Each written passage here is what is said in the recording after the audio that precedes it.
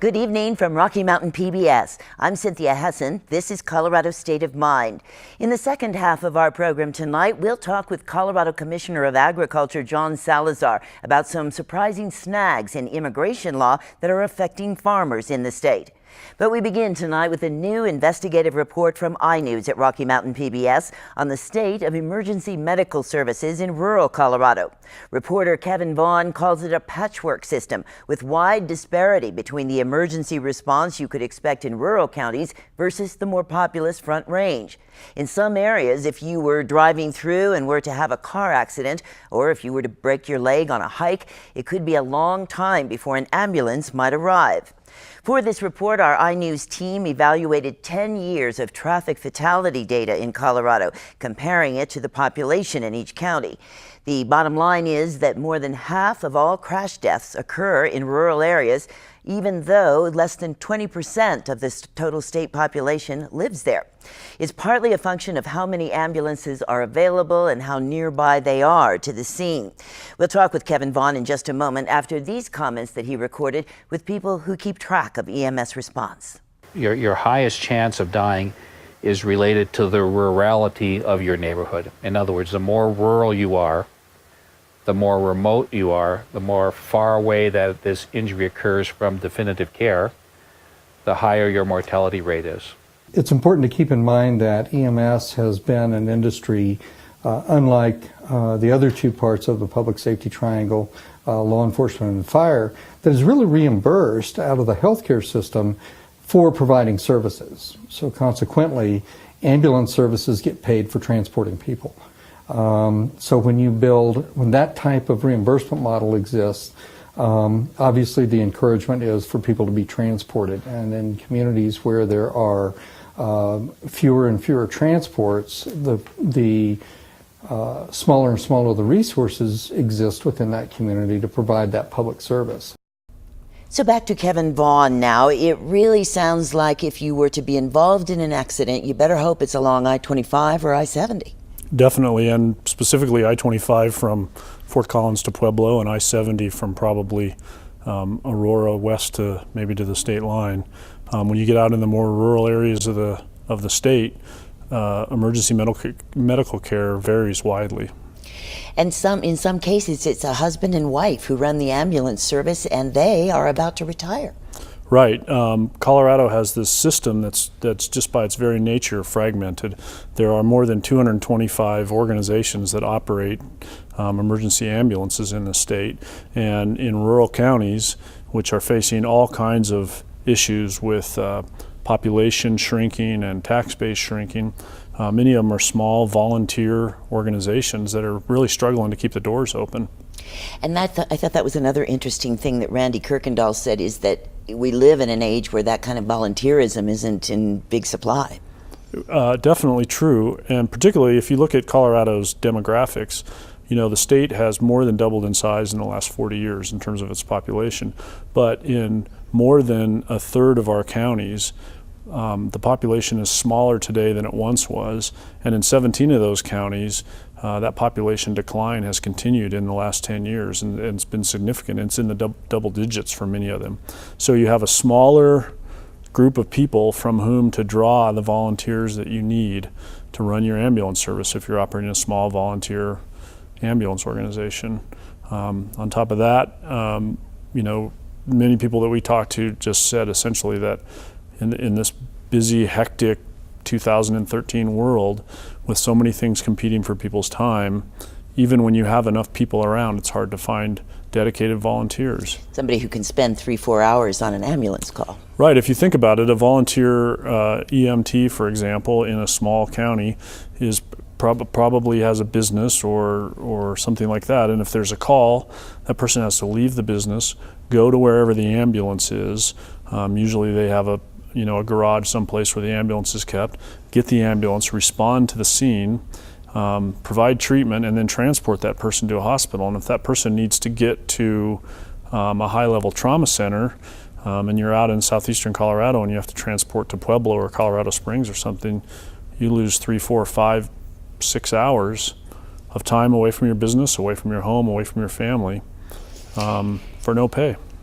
And 1 hour is the limit on whether you're going to die or not in a bad accident? That's a little bit simplistic. There's this notion in emergency medicine of the golden hour. And essentially what that means is if you have an injury in which you are bleeding seriously, your best chance of survival is if you're in a trauma emergency room within an hour. Now, that doesn't apply to all cases. I mean, sometimes it's 30 minutes, sometimes it's 2 or 3 hours. But the point of that notion is that there is a point in time at which if you don't get help, you're likely to die. And so if you think about being in a car accident in Lamar or something like that, or 30 miles outside Lamar, it may be an hour before you're even at a medical center where they'll try to stabilize you and move you on to a high-level trauma center.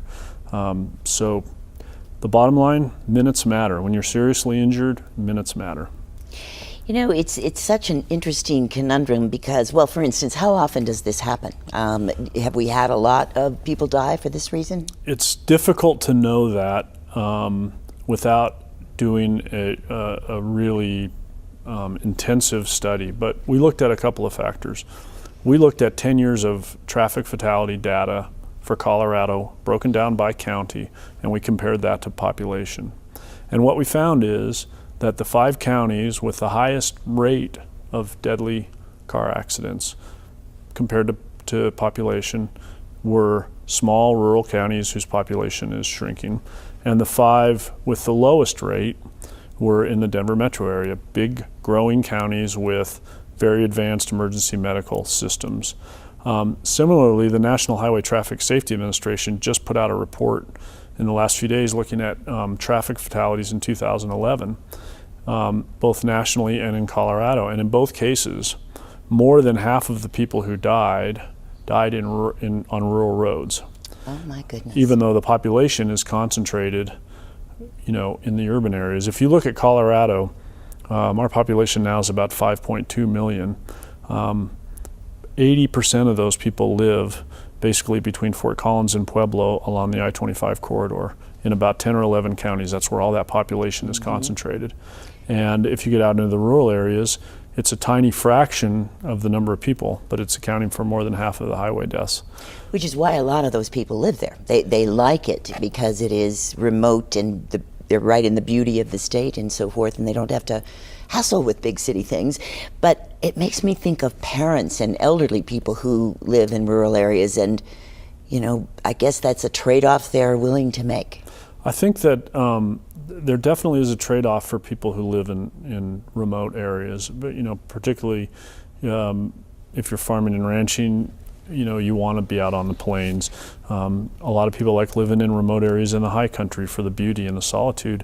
But the point that I've made to a few people as I've been talking about this story is it's not only people who live in rural areas who get injured there.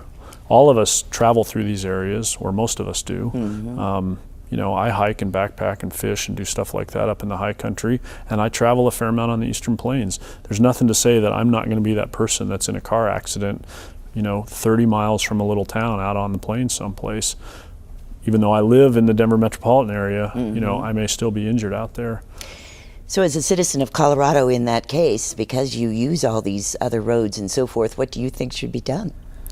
Well, that's a really interesting question. And, journalistically, our job is to sort of lay it all out there and let people think about what they ought to be done. But what some other states have done is sort of tried to level the playing field by assessing a fee on everybody and trying to raise the standards in the rural areas. The health department here makes the point that we have a really robust air ambulance system and that they can dramatically cut response times in rural areas, and that's definitely true. But again, those helicopters are clustered along the Front Range, and those need to respond because somebody someplace says they've got a serious enough situation for them to respond. And so sometimes that's not known until 15 or 20 or 30 minutes after the accident when the first EMT or paramedic arrives and says, we need a helicopter for this person. Maryland did this Yes, fee thing. Maryland basically assesses $29 every 2 years on your car registration and uses that money to operate a fleet of air ambulances, helicopters that are stationed around the state. They have them stationed in such a way that they've sort of taken a lot of the distance out of the rural areas. Now, obviously, Maryland's a much smaller state than Colorado. Their rural areas are smaller than our rural areas. But the point is, they have spread that resource around the whole state. And so the question is, would the people of Colorado support paying some sort of a tax or a fee to improve emergency response in the rural parts of the state, or is it just a fact of life that we should all accept that you concentrate the services where the people live, which is sort of the way the system works now? The other thing that's true about Colorado and not about Maryland probably as much is the local control that counties exert. So it's not even clear where you would assess that fee, isn't it? That is true.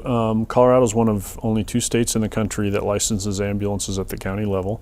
There are state guidelines that establish, the standards that those licenses must meet. But it's local control in this area, and you have to wonder what kind of a system you could put together. We do have a sort of a slice of that kind of a system now.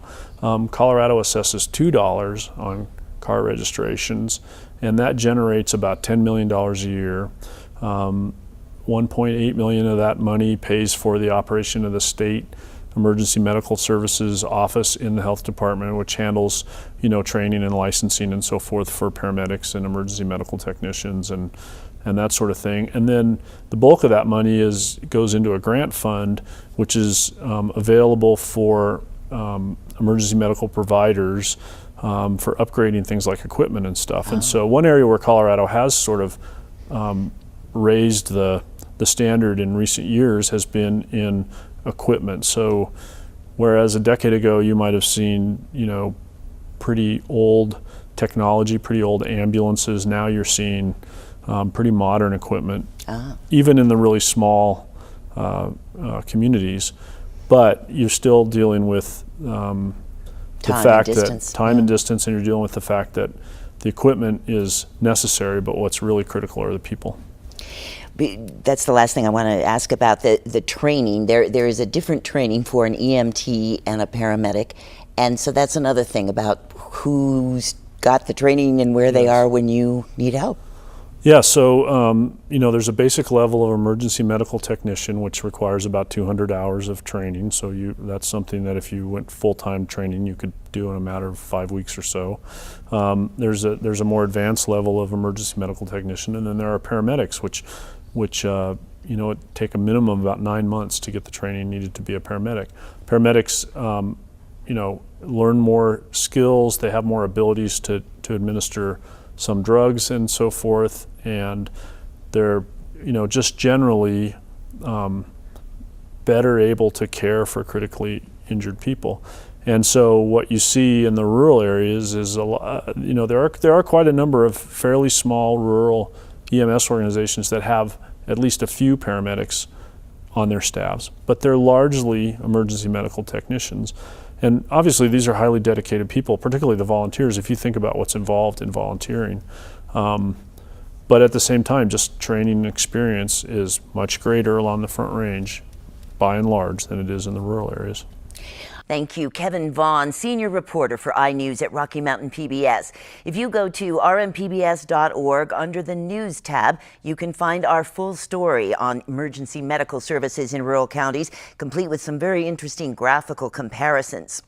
And now let's turn to another story that's affecting rural Colorado, and that is a labor problem for farmers.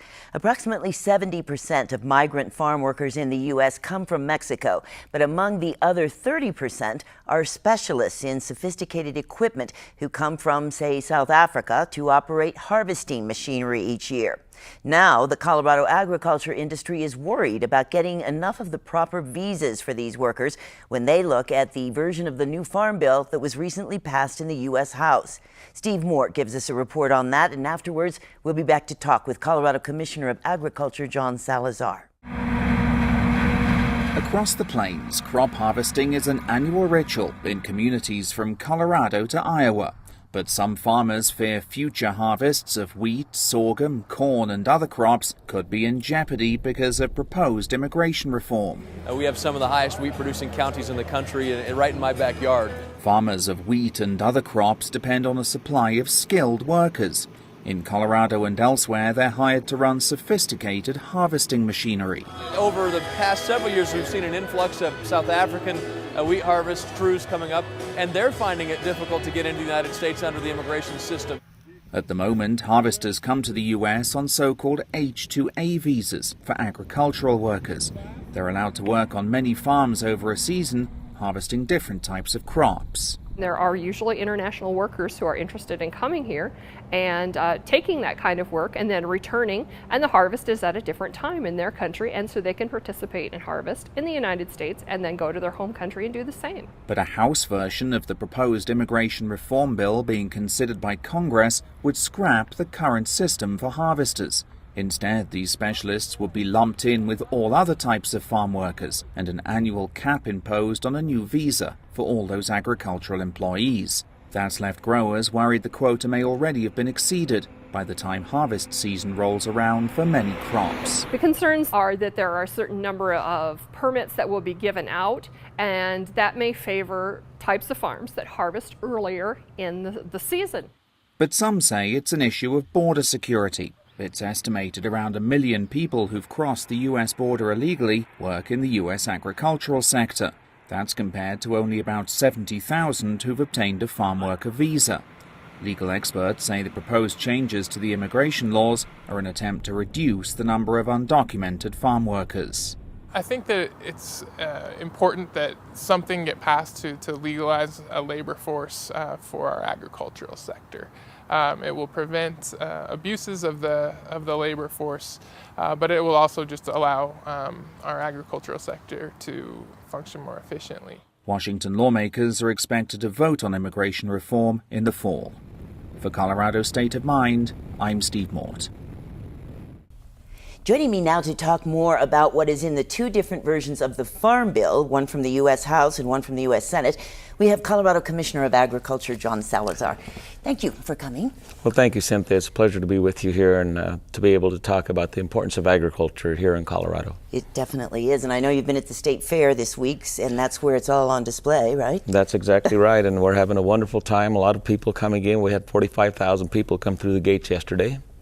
This is very interesting, what we just saw in the package from Steve Mort about these certain types of visas that are for more skilled workers than the average farm workers that we think of in migrant labor. Are you hearing a lot about that from Colorado farmers? I'm hearing a lot about that, but to be honest with you, most of agriculture, a lot of agriculture depends on immigrant labor, and almost everywhere that I go, there's a lot of producers, whether it's the dairy farmers or whether it's people who harvest our wonderful fruits and vegetables where there's a lot of labor needed. You know, folks to run equipment, specialized equipment, folks to be able to cut the lettuce, to do a good thing and be able to provide a good, safe and abundant food supply for America.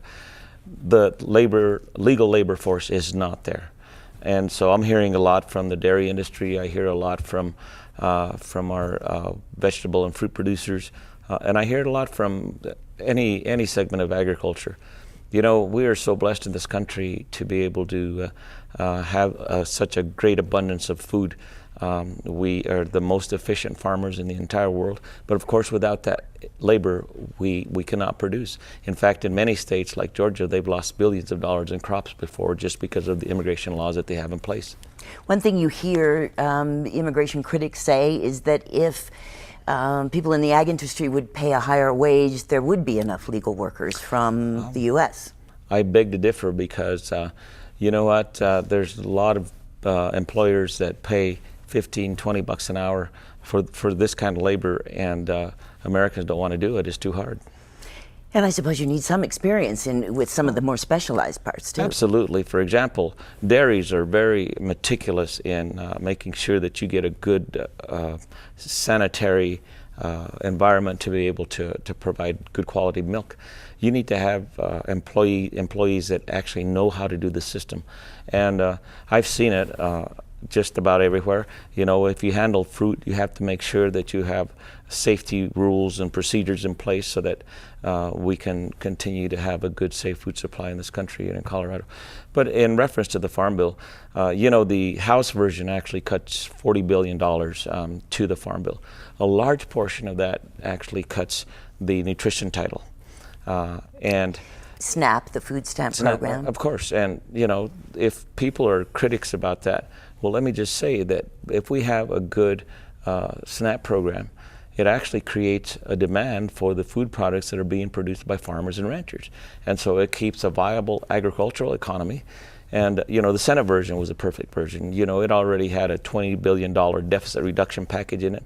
Yes, it did have some impact to the SNAP program, but to other programs, so it was more equitable in the cuts that were made. In the House version, first of all, they've now stripped the nutrition title from the rest of the bill. And a farm bill on its own cannot pass without the nutrition title, and I'll tell you why. There's less than maybe 1%, I'll bet you there's maybe only 2 farmers left in the United States House. When I was in Congress, there was 4 of us that were actively engaged in agriculture. So there's very few people that actually even know agriculture.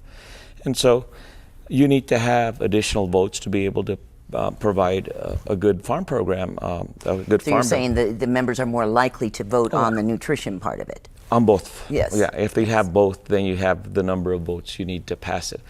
But for some reason or other, and I don't know what's going on in the House, maybe the margins are too wide, we just can't get it done. And when I was there, we passed a 2008 Farm Bill. In fact, I was the author of the Specialty Crops provision, and Senator Clinton and I were the authors of the rural broadband piece in that Farm Bill. And so if nothing is passed, there's going to have to be an extension. But let me tell you how critical this is. If a Farm Bill is not passed, there is no emergency declaration that can actually be fulfilled. In other words, disaster aid for the producers, for example, out in southeast Colorado that are in this severe drought, D4 yes. severe drought is not going to be there. And that's really a shame. I mean, these folks work so hard. It's not their fault that they have such a disaster. This D4 drought has actually liquidated probably 90% of the herds in southeast Colorado. Let's stop here and just make sure that people understand what's typically in the Farm Bill. Not only the funding for nutrition programs, but disaster relief, subsidies on crops to farmers? Not anymore. No. Both the House and the Senate versions have actually cut all subsidies, and which is fine because agriculture now is actually doing very, very well in this country. Will that be the first time ever that there have been no subsidies? That I recall. Yes. And that's a good thing, Farmers aren't asking for handouts. They just need to make sure that they stay in business, because America's food supply is really what makes this country strong.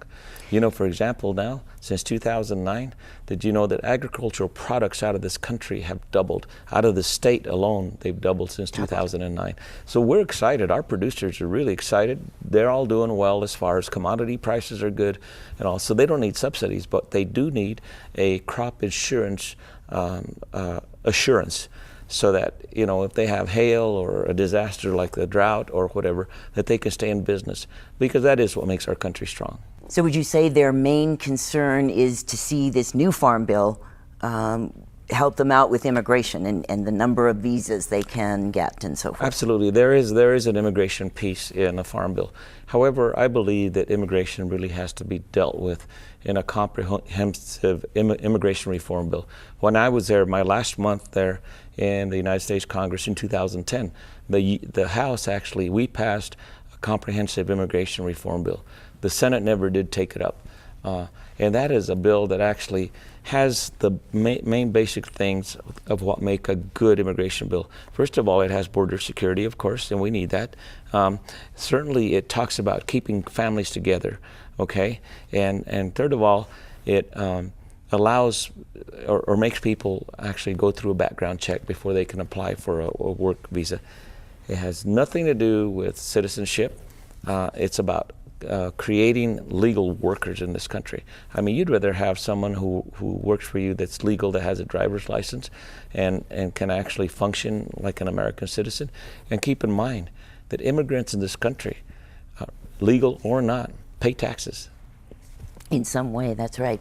Well, returning to the Farm Bill, I know Senator Michael Bennet has been around Colorado this week talking to people because he's on the conference committee that's going to try to reconcile this House version and Senate version. how likely is it, do you think, that they can come to a compromise? Well, I'll tell you, Senator Bennett's a champion, and he has worked out many bills in a bipartisan effort, and he's been right in the middle of all of this. I hope that they can work something out. Like I said, many of our producers depend on disaster payments to be able to succeed or move on to next year.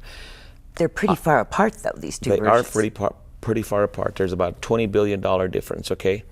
And if the House isn't willing to move, I would expect that there will probably be some version of the 2008 Farm Bill actually extended maybe through the next year. Oh, I see. Rather than trying to forge something new, just going back to what had been. Right. And, which is going to spend more money. Right. But see, if they don't pass anything as far as even an extension, what happens is law reverts back to the 1946 law on the farm side of it. It will break the bank. I mean, because it's adjusted according to inflation, so the funding, first of all, will not be there. You know, we're already facing massive deficit. But you know, if you look at what the Farm Bill actually does, it's the first step in actually reducing our national deficit. And the Senate version actually drops deficit down by $20 billion. The House version by $40 billion. But I doubt that the House version is passable. So something that we will all be keeping an eye on, one of the biggest things that Congress will be dealing with when it comes back from its recess. Thank you very much to Agriculture Commissioner and former Congressman John Salazar for some insight tonight on these matters before Congress. That is Colorado State of Mind for this weekend, and you may see it again or any of our programs at video.rmpbs.org. Please join us again next Friday, and thanks for tuning in this evening. I'm Cynthia Hessen. Good night. How is the recovery going for the cantaloupe growers in Colorado? Actually, the recovery is great. Our producers are selling Rocky Ford cantaloupe at record prices.